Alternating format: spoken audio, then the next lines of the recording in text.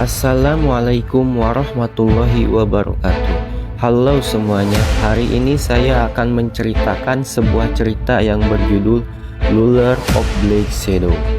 Penasaran bagaimana keseruan ceritanya? Tanpa basa-basi lagi, langsung saja kita masuk ke alur cerita Ruler of Black Shadow. Hari itu dikisahkan langit kota es dipenuhi kabut dan awan hitam. Senja menggantung di antara gedung tua berlumut seolah akan turun hujan lebat. Asap samar dari pabrik jauh menyelimuti jalan. Di antara kerumunan siswa yang riuh, terlihat seorang siswa pulang sekolah, Han Sujun. Ia berjalan sendirian, langkahnya lambat, tubuhnya sedikit membungkuk, seakan membawa beban dunia di punggungnya. Wajahnya pucat, matanya kosong. Tak ada yang bisa kuharapkan di tempat itu, tapi entah kenapa aku masih berjalan ke sana. Gumam Sujun pelan nyaris tenggelam dalam bising kota. Dari kejauhan berdiri seorang gadis muda, Han Yura 15 tahun. Ia mengangkat tangan hendak memanggil kakaknya, tapi terlalu jauh. Suaranya tak mampu menembus bising jalan dan hati Sujun yang tertutup. Anak itu pasti ke tempat itu lagi, gumam Yura, nadanya tenang namun dalam. Dojo, ucap Yura, kenapa dia terus kembali, padahal setiap pulang tubuhnya babak belur. Kemudian kita dibawa ke flashback singkat Yura. Pintu rumah terbuka, Sujun pulang dengan tubuh penuh luka, kemejanya koyak. Yura berdiri diam di hadapannya, hanya menatap, tak tahu harus berkata apa. Sujun hanya berjalan melewatinya, diam, lelah, hancur. Kemudian cerita berpindah lagi ke Sujun. Sujun tiba di depan dojo, tempat ia berlatih selama 2 tahun. Bangunannya sederhana dari kayu tua, pintunya tertutup. Ia mengangkat tangannya, tapi sebelum mengetuk, pintu terbuka terlebih dulu. Dari dalam, muncul guru dojo dengan wajah dingin. Di belakangnya 2 murid berdiri seperti penjaga gerbang neraka. Guru, jangan buang waktumu di sini Sujun. Murid 1 berkata, kami tidak menerima orang bodoh sepertimu. Murid 2 berkata, kau cuma membawa sial. Kemudian pintu ditutup dengan dibanting keras. Hujan turun deras seolah langit ikut membuangnya. Sujun berlutut. Air hujan dan air matanya mengalir bersamaan di wajahnya yang tertunduk. Kenapa? Kenapa selalu aku? Ucap Sujun. Tangannya menghantam tanah becek. Lumpur terciprat tinggi. Cipratan tanah bercampur darah dan kekecewaan. Dalam kondisi terpuruk, Sujun menyeret langkahnya pulang. Tiba-tiba, suara teriakan dan ledakan menggema dari sebuah gang. Warga panik berlari. Asap dan cahaya merah menyala dari celah-celah bangunan. Sujun membengkuk sejenak, lalu menoleh. Kakinya bergerak tanpa perintah. Apa itu? Ucap Sujun. Di ujung gang, ia melihat pria tua terkapar di tanah. Di atasnya sosok monster hitam dengan tubuh seperti asap tebal, merangkak di dinding. Wajahnya memakai topeng retak dan matanya menyala putih. Sujun melihat pipa besi di dekat tong sampah. Ia meraihnya lalu lari ke arah monster tersebut. Aku takut, tapi kalau aku diam, dia akan mati. Ucap Sujun yang melihat pria tua yang hendak diserang monster. Ia mengayunkan pipa dengan kekuatan putus asa, tapi monster itu berbalik dan dengan ekornya menghempaskan Sujun ke dinding batu. Tubuhnya menghantam keras, darahnya merah kental, kehitaman menetes dari mulutnya. Sujun meringis, ia gemetar, tapi ia tetap mencoba untuk bangkit lagi. Punggung berdarah, dengan tangan gemetar, ia kembali mengayunkan pipa yang masih ia pegang. Aku belum mati, ucap Sujun. Ia berlari lagi, tapi kali ini monster mencakarnya dari samping. Tubuh Sujun terlempar ke udara lalu menghantam tanah keras. Cairan hitam merah merembes dari bawah tubuhnya, seperti tinta yang menyebar menodai dunia nyata. Akibat dari serangan monster tersebut, Sujun merasa semua menghilang. Suara hujan tak lagi terdengar. Dan perlahan, mata Sujun pun tertutup. Karena tidak kuat menahan serangan monster yang telah melukai tubuhnya. Dan seketika, Sujun berada di ruang kosong tanpa cahaya. Ia berdiri sendirian, hanya ditemani napas dan pikirannya. Tiba-tiba, tawa teman yang menghinanya terdengar. Caci maki guru dojo, suara pintu dikunci dari luar, sorot mata ibunya sebelum ia ditemukan mati tanpa penjelasan. Kau lemah, kau tak pantas hidup, kau kutukan. Sujun terjatuh berlutut, tubuhnya hancur di dunia, dan jiwanya nyaris runtuh di dalam. Tiba-tiba, suara muncul dari kegelapan, berat, dingin, menggoda, dan sedikit familiar. Sujun menoleh, ia melihat bayangan hitam pekat berkumpul dan membentuk sebuah wujud dengan tubuh yang mirip dengan dirinya, namun dengan sorot mata yang berwarna merah. Kemudian sosok itu berkata, "Aku melihatmu, Han Sujun. Setiap luka, setiap keteguhanmu menahan siksaan, dan kau masih berdiri, meski sendirian. Benar. Aku suka manusia keras kepala seperti itu. Jadi aku akan memberikanmu sebuah kesempatan. Maukah kamu merubah nasibmu atau takdirmu?" Sementara Sujun di dunia nyata diperlihatkan bahwa tubuhnya mulai bereaksi, diselimuti bayangan hitam dan matanya berubah menjadi merah. Kembali ke alam bawah sadar Sujun. Sosok itu masih bicara pada Sujun. Semua itu bisa kamu lakukan, tapi tergantung pada dirimu sendiri. Apakah kamu bisa melakukannya dengan tekad dan kehendakmu, atau kau mau menyerah dan mati sebagai seorang sampah yang tidak berguna? Sosok itu menatapnya dengan tajam dan senyum sinis. Kemudian Sujun teringat akan memori yang kelam saat semua meremehkannya.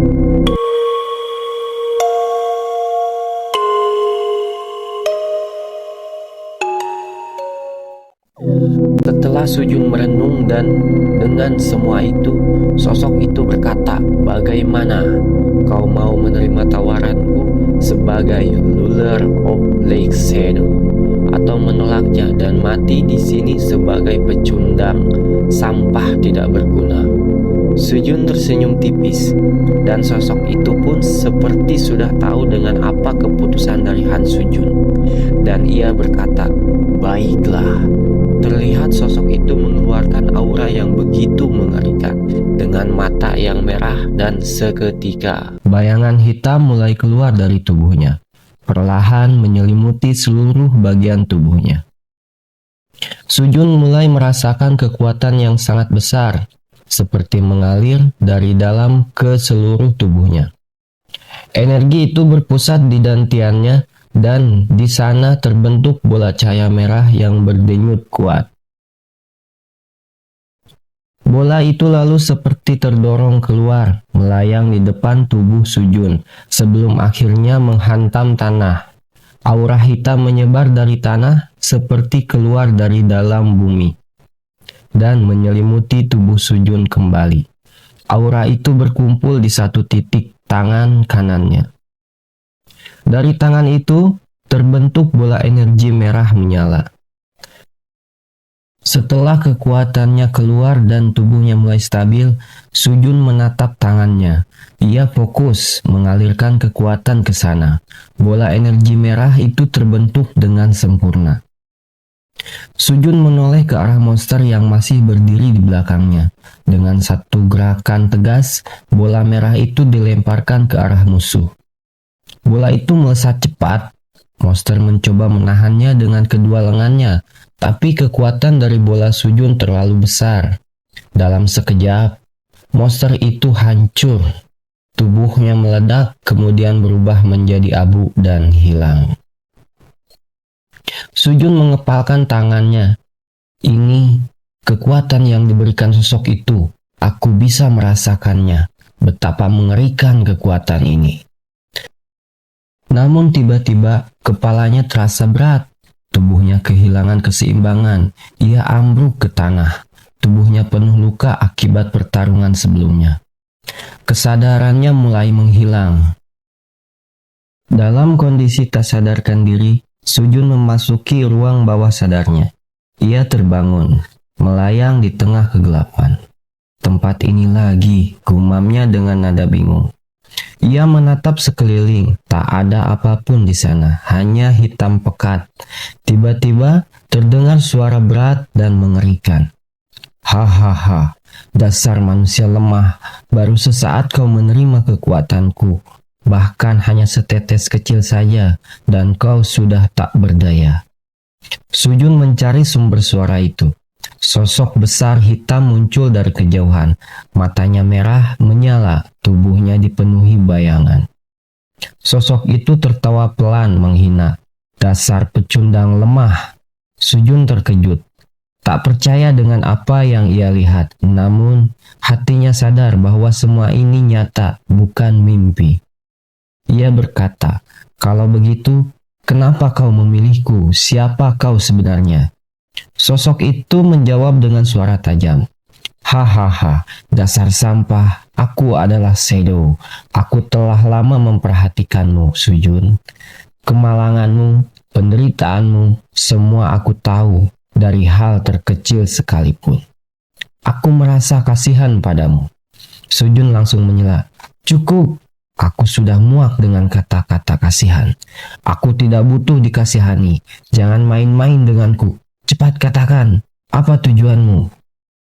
Sang Shadow tersenyum tipis dan menjawab, "Meski kau menyedihkan, lemah, sampah tidak berguna, aku tertarik dengan tekadmu.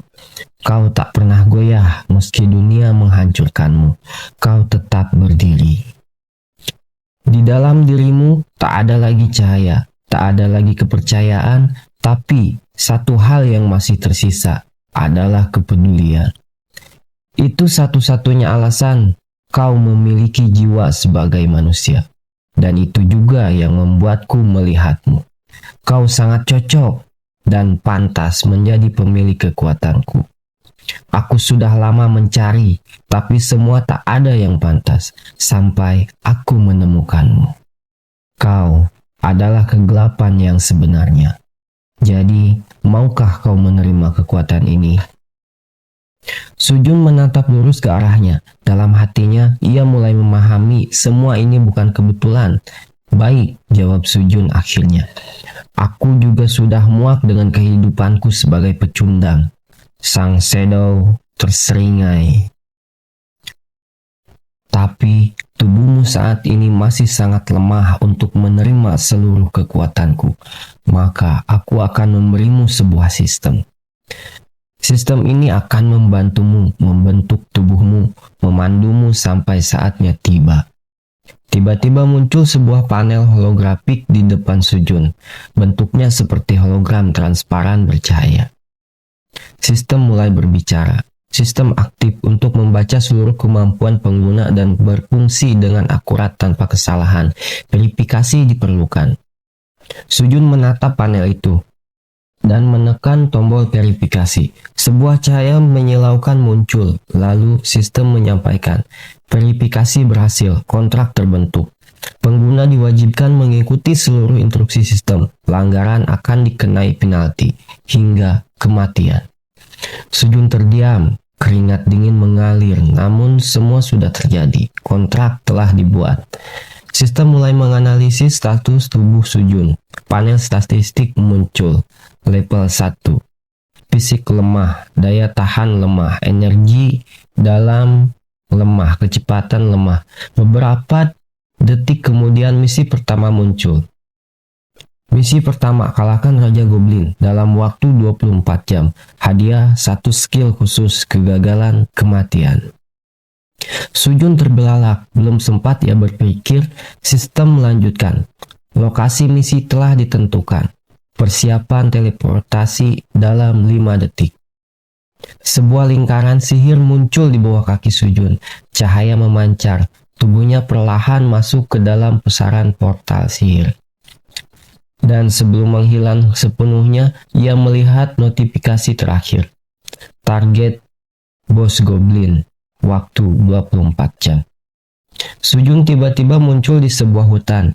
Kabut tipis menyelimuti suasana gelap dan mencekam. Tidak butuh waktu lama, gerombolan goblin mulai muncul dari semak-semak. Mata mereka merah dan tangan menggenggam senjata primitif. Sistem berbunyi, target makhluk rendahan goblin. Rekomendasi skill aktif, Shadow Blade. Tiba-tiba dari tangan kanan Sujun, sebuah pedang hitam terbentuk, tajam, ramping, dan bersinar ungu dari bayangan. Sujun langsung bergerak, ia menyerang satu persatu goblin itu. Gerakan tubuhnya mulai ringan, setiap serangan menebas, membunuh satu musuh. Sistem memberikan notifikasi. Satu musuh terbunuh, bertambah 2 star energi. Satu musuh terbunuh, bertambah 1 daya tahan. Satu musuh terbunuh, bertambah 1 kecepatan. Semakin banyak goblin dibunuh, semakin cepat tubuh Sujun menyesuaikan diri. Wajah tetap dingin, fokus. Ia lalu mengerti cara kerja sistem. Pedangnya menari di antara goblin. Goblin terakhir pun tumbang. Namun, dari balik kabut muncul satu sosok besar, tinggi hampir 2 kali lipat. Kulit hijau gelap, mata menyala, dan di tangannya kapak raksasa. Sistem langsung mengidentifikasi target utama terdeteksi, Raja Goblin. Sujun terdiam, napasnya berat, tubuhnya mulai bergetar hebat. Sial, tubuhku sudah hampir habis. Aku hanya punya 1 kesempatan. Ia memanggil sistem. Gabungkan semua kemampuan yang kupunya sekarang. Sistem memproses cepat, panel berkedip, gabungan skill aktif. Tubuh Sujun diselimuti aura hitam pekat. Ia melompat. Dalam satu gerakan brutal, pedangnya menebas Raja Goblin secara langsung. Serangan itu menembus dada Raja Goblin. Makhluk itu meraung lalu jatuh. Tubuhnya hancur. Notifikasi sistem muncul, Bos Goblin kalah, misi selesai, skill baru akan dikirim. Tapi tubuh Sujun tidak tahan, ia ambruk pingsan, dengan tubuh penuh luka, matanya tertutup. Kemudian Sujun terbangun, ia membuka matanya perlahan dan menyadari dirinya berada di sebuah rumah sakit. Lampu putih, langit-langit polos, di sampingnya Han Yura duduk. Wajahnya kesal, tapi matanya basah karena cemas. Yura, ucap Sujun pelan. Yura terkejut. Kau sadar juga, dasar bodoh. Sujun hanya diam. Ia menatap ke atas, menatap langit-langit kamar rumah sakit itu. Lalu bergumam. Ini belum selesai. Pertarungan yang sebenarnya baru akan dimulai. Kemudian kita diperlihatkan dengan tampilan sistem dengan statistik kekuatan terkini dari Han Sujun. Dan episode 2 selesai. Bagaimana? Masih penasaran dengan cerita Sujun selanjutnya? Jangan sampai ketinggalan episode 3 dari Lure of Black Shadow hanya di channel Triple S. Dan buat yang suka, mohon dukungannya agar channel ini bisa terus berkembang dengan cara like, comment, share, dan subscribe. Serta aktifkan lonceng agar tidak ketinggalan cerita selanjutnya. Akhir kata, terima kasih sudah menonton dan sampai jumpa.